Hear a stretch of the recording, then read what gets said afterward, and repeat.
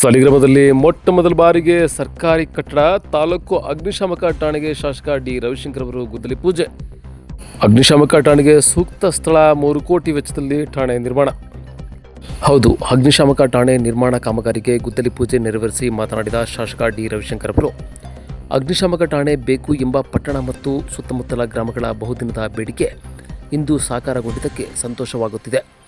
ಸಾಕಷ್ಟು ಸ್ಥಳಗಳನ್ನು ಗುರುತಿಸುತ್ತಿದ್ದರೂ ಕಾರಣಾಂತರಗಳಿಂದ ಕೈತಪ್ಪಿ ಹೋಗುತ್ತಲೇ ಇತ್ತು. ಪಟ್ಟಣ ವ್ಯಾಪ್ತಿಯಲ್ಲಿ ಆರಂಗಿ ಕ್ವಾರ್ಟರ್ಸ್ ಬಳಿ ಜಾಗ ಸಿಕ್ಕಿದ್ದು ಉತ್ತಮ ಬೆಳವಣಿಗೆ. ಕಟ್ಟಡ ನಿರ್ಮಾಣಕ್ಕೆ 3 ಕೋಟಿ ಅಂದಾಜು ಮಾಡಲಾಗಿದೆ ಎಂದರು. ಈ ಠಾಣೆ ಸಾಲಿಗ್ರಾಮಕ್ಕೆ ಬರುವುದಕ್ಕೆ ಯಾರೆಲ್ಲ ಠಾಣಾಧಿಕಾರಿಗಳು ಶ್ರಮಿಸಿದ್ದೀರಾ ಅವರೆಲ್ಲರಿಗೂ ಅಭಿನಂದನೆಗಳನ್ನು ಸಲ್ಲಿಸಿದರು.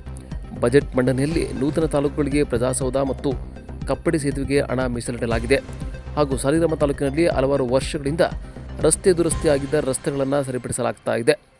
ಇನ್ನು ಉಳಿದಂತೆ ಎಲ್ಲ ಕಚೇರಿಗಳನ್ನು ಹಂತ ಹಂತವಾಗಿ ನಿರ್ಮಾಣ ಮಾಡಲಾಗುವುದು ಎಂದರು. CFO Jayaramaiah, RFO Chandan, DFOs Gururaj, Naveen Kumar, KP Raghavendra, Santosh, Ramesh, Lakshmikant Yadav, Saligrama tahsildar Naragunda, EO Ravikumar, ಗ್ರಾಮ ಪಂಚಾಯತಿ ಅಧ್ಯಕ್ಷೆ ಸುವರ್ಣ ವೆಂಕಟೇಶ್, ಉಪಾಧ್ಯಕ್ಷೆ ಶಶಿಕಲಾ ಶಿವರಾಜ್, ಕೆಆರ್ ನಗರ ಬ್ಲಾಕ್ ಕಾಂಗ್ರೆಸ್ ಅಧ್ಯಕ್ಷ ಎಂಎಸ್ ಮಹಾದೇವ್, ಗ್ಯಾರಂಟಿ ಅನುಷ್ಠಾನ ಸಮಿತಿಯ ಅಧ್ಯಕ್ಷ ಉದಯ್ ಕುಮಾರ್, ಕೆಆರ್ ನಗರ ನಗರಾಧ್ಯಕ್ಷ ರಮೇಶ್, ಸಾಲಿಗ್ರಾಮ ನಗರಾಧ್ಯಕ್ಷ ಪ್ರಭಾಕರ್, ತಾಲೂಕು ಪಂಚಾಯಿತಿ ಮಾಜಿ ಸದಸ್ಯ ಎಟಿ ಗೋವಿಂದೇಗೌಡ, ಚಂದು, ಹೇಮಂತ್, ಪರೀಕ್ಷಿತ್, ಕಂಠಿಕುಮಾರ್, ಸಿಡಿಸಿ ಸದಸ್ಯ ಸಂತೋಷ್, ಮನುಗನಹಳ್ಳಿ ದೇವರಾಜ್, ಲಕ್ಕಿಕುಪ್ಪೆ ಮಂಜೇಗೌಡ, ತಂದ್ರೆ ಅಂಕನಹಳ್ಳಿ ಬಸವರಾಜು, ದೊಡ್ಡಕೊಪ್ಪಲು ಕಾಂತರಾಜ್, ಸಯಾತ್, ಸೌಕತ್ ಪಾಷಾ, ಕೊತ್ವಾಲ್ ಮಂಜುನಾಥ್, ಅರುಣ್ ರಾಜ್, ಬಲರಾಮ್, ಗುಣಪಾಲ್ ಜೈನ್, ಗುತ್ತಿಗೆದಾರ ನವೀನ್ ಸೇರಿದಂತೆ ಇನ್ನಿತರರು ಹಾಜರಿದ್ದರು. ಆರ್ಜಿ ನ್ಯೂಸ್ ಜೊತೆ ಬಸವರಾಜು, ಸಾಲಿಗ್ರಾಮ. ಸಾಲಿಗ್ರಾಮ ತಾಲೂಕಿನ ರಚನೆ ಆದಮೇಲೆ ಏನು ಪ್ರಾಸ್ತಾವಿಕವಾಗಿ ಮಾತನಾಡುವ ಸಂದರ್ಭದಲ್ಲಿ ಹೇಳಿದ್ರು ವಿಚಾರನ, ನಮ್ಮ ಸಾಲಿಗ್ರಾಮ ನೂತನ ತಾಲೂಕು ರಚನೆ ಆದಮೇಲೆ ಮೊಟ್ಟ ಮೊದಲ ಸರ್ಕಾರಿ ಕಟ್ಟಡದ ಇವತ್ತು ಗುದ್ದಲಿ ಪೂಜೆಯನ್ನ ಮಾಡ್ತಾ ಇರ್ತಕ್ಕಂಥದ್ದು. ಅದು ನಮ್ಮ ಜನರಿಗೆ ಅನುಕೂಲ ಆಗುವಂತ ನಿಟ್ಟಿನಲ್ಲಿ ಅಗ್ನಿಶಾಮಕ ಠಾಣೆಯ ಒಂದು ಗುದ್ದಲಿ ಪೂಜೆಯನ್ನ ನಿರ್ವಹಿಸುವ ಮೂಲಕವಾಗಿ ನಾನು ಬಹಳ ಅತ್ಯಂತ ಸಂತೋಷದಿಂದ ನಾನು ಈ ಕಾರ್ಯಕ್ರಮವನ್ನು ಎಲ್ಲ ವೇದಿಕೆ ಮೇಲಿರ್ತಕ್ಕಂಥ ಗಣ್ಯರ ಒಂದು ಸಹಯೋಗದೊಂದಿಗೆ ಜೊತೆಗೆ ನಮ್ಮ ಮುಖಂಡಗಳ ಸಮ್ಮುಖದಲ್ಲಿ ಇವತ್ತು ಅತ್ಯಂತ ಸಂತೋಷದ ಈ ಒಂದು ಕಾರ್ಯಕ್ರಮದಲ್ಲಿ ಒಂದು ಭಾಗಿಯಾಗಿದ್ದೇನೆ.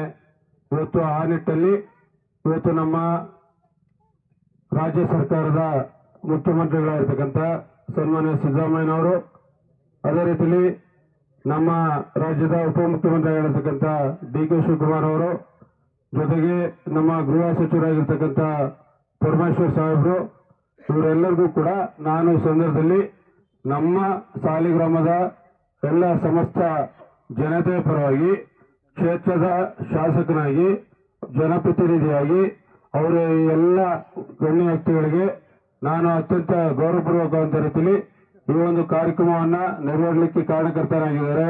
ಅವರೆಲ್ಲರಿಗೂ ಕೂಡ ನಾನು ಈ ಸಂದರ್ಭದಲ್ಲಿ ಸಮಸ್ತ ಜನತೆ ಪರವಾಗಿ ಗೌರವಪೂರ್ವಕವಾಗಿ ಧನ್ಯವಾದಗಳನ್ನು ನಾನು ಈ ಸಂದರ್ಭದಲ್ಲಿ ಸಲ್ಲಿಸಲಿಕ್ಕೆ ಬಯಸ್ತಾ ಇದ್ದೇನೆ. ಇವತ್ತು ಪ್ರತಿಯೊಂದು ತಾಲೂಕಲ್ಲೂ ಕೂಡ ಅಗ್ನಿಶಾಮಕ ಠಾಣೆ ಅವಶ್ಯಕತೆ ಇರ್ತಕ್ಕಂಥದ್ದು.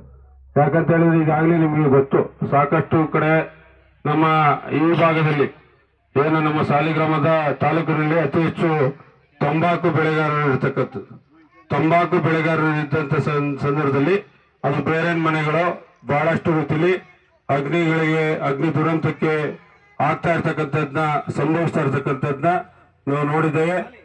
ಎಲ್ಲ ಅಧಿಕಾರಿಯವರು ಬಹಳಷ್ಟು ಶ್ರಮವನ್ನು ತೆಗೆದುಕೊಂಡು ಈ ಒಂದು ಠಾಣೆಯಲ್ಲಿ ಬರಲಿಕ್ಕೆ ದೊಡ್ಡ ಮಟ್ಟದ ಒಂದು ಪ್ರಯತ್ನಗಳನ್ನು ಮಾಡಿದ್ದಾರೆ. ಅವರಿಗೆ ಈ ಸಂದರ್ಭದಲ್ಲಿ ನಾನು ಕ್ಷೇತ್ರದ ಜನತೆ ಪರವಾಗಿ ನನ್ನ ಅಗ್ನಿಶಾಮಕ ಇಲಾಖೆಯ ಎಲ್ಲ ಅಧಿಕಾರಿಗಳು, ಮುಖ್ಯವಾಗಿ ನಮ್ಮ ತಾಲೂಕಿಗೆ ಸಂಬಂಧಪಟ್ಟಂತೆ ಎಲ್ಲ ಅಧಿಕಾರಿಗಳು ಯಾರೆಲ್ಲ ಪ್ರಯತ್ನವನ್ನು ಮಾಡಿದ್ದಾರೆ ಅವರಿಗೆ ವಿಶೇಷವಾಗಿ ನಾನು ನಿಮ್ಮೆಲ್ಲರ ಸಮಕ್ಷಮ ಅವರಿಗೆ ತುಂಬ ಹೃದಯದ ಧನ್ಯವಾದಗಳನ್ನು ನಾನು ಈ ಸಂದರ್ಭದಲ್ಲಿ ಸಲ್ಲಿಸಲಿಕ್ಕೆ ಬಯಸ್ತೇವೆ. ರಾಜ್ಯ ಸರ್ಕಾರದ ಬಜೆಟ್ ನಿನ್ನೆ ಮಂಡನೆ ಆಯಿತು. ಇವತ್ತು ನಮ್ಮ ರಾಜ್ಯ ಸರ್ಕಾರದ ಐತಿಹಾಸಿಕವಾದಂತಹ ಒಂದು ಬಜೆಟ್ ಅನ್ನ ನಿನ್ನೆ ನಮ್ಮ ರಾಜ್ಯದ ಮುಖ್ಯಮಂತ್ರಿಗಳಾಗಿರ್ತಕ್ಕಂಥ ಜೊತೆಗೆ ಹಣಕಾಸಿನ ಇಲಾಖೆಯ ಜವಾಬ್ದಾರಿಗಳನ್ನು ಹೊತ್ಕೊಂಡಂತ ಸನ್ಮಾನ್ಯ ಸಿದ್ದರಾಮಯ್ಯ ಸಾಹೇಬರು ನಿರ್ವಹಿಸಿಕೊಟ್ಟಿದ್ದಾರೆ.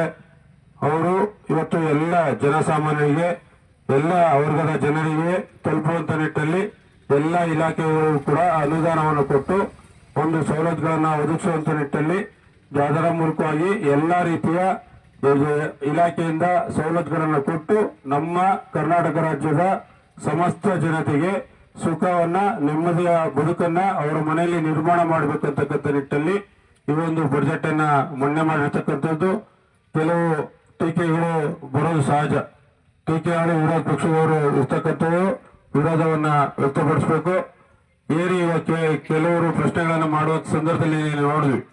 ಕೆಲವರು ಏನು ಹೋದ ವರ್ಷಕ್ಕಿಂತ ಈ ವರ್ಷ ನಮ್ಮ ಏನು ಗ್ಯಾರಂಟಿಗಳಿಗೆ ಅನುದಾನ ಕಮ್ಮಿ ಆಗಿದೆ, ಕಡಿತ ಆಗಿದೆ ಅಂತಕ್ಕಂಥದ್ದನ್ನ ಕೇಳೋದು.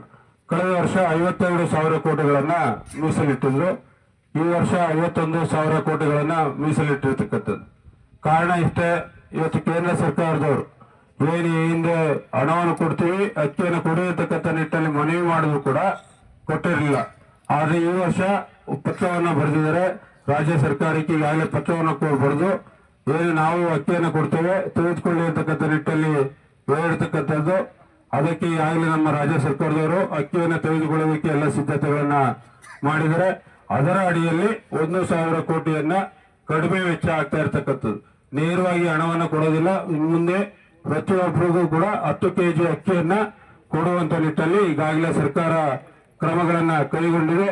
ಆ ನಿಟ್ಟಿನಲ್ಲಿ ನಮ್ಮ ಕಾಂಗ್ರೆಸ್ ಪಕ್ಷದ ಇವತ್ತು ನೇತೃತ್ವ ವಹಿಸಿದಂತ ಸರ್ಕಾರ ನಾವು ಚುನಾವಣಾ ಪೂರ್ವದಲ್ಲಿ ಏನೇನ ನಮ್ಮ ಜನಗಳಿಗೆ ಭರವಸೆಗಳನ್ನ ಕೊಟ್ಟಿದ್ವಿ, ಪಂಚ ಗ್ಯಾರಂಟಿಗಳನ್ನ ನಾವು ಯಥಾವತ್ತಾಗಿ ಜಾರಿಗೆ ತಂದು ಇವತ್ತು ನಿರಂತರವಾಗಿ 5 ವರ್ಷಗಳ ಕಾಲ ನಾವು ಗ್ಯಾರಂಟಿಗಳನ್ನ ಕೊಡ್ತೇವೆ ಅಂತಕ್ಕಂಥ ನಿಟ್ಟಿನಲ್ಲಿ ಕೂಡ ಬಜೆಟ್ ಅನ್ನು ಕೂಡ ಘೋಷಣೆ ಮಾಡಿದರೆ ಅದು ನಮ್ಮ ಸರ್ಕಾರ ಇರೋ ತನಕ ಕೂಡ ನಾವು ಕೊಟ್ಟೇ ಕೊಡ್ತೇವೆ ಅಂತಕ್ಕಂಥ ಮಾತನ್ನು ಕೂಡ ಈ ಸಂದರ್ಭದಲ್ಲಿ ನಾನು ಹೇಳೋದಕ್ಕೆ ಇಷ್ಟಪಡ್ತಾ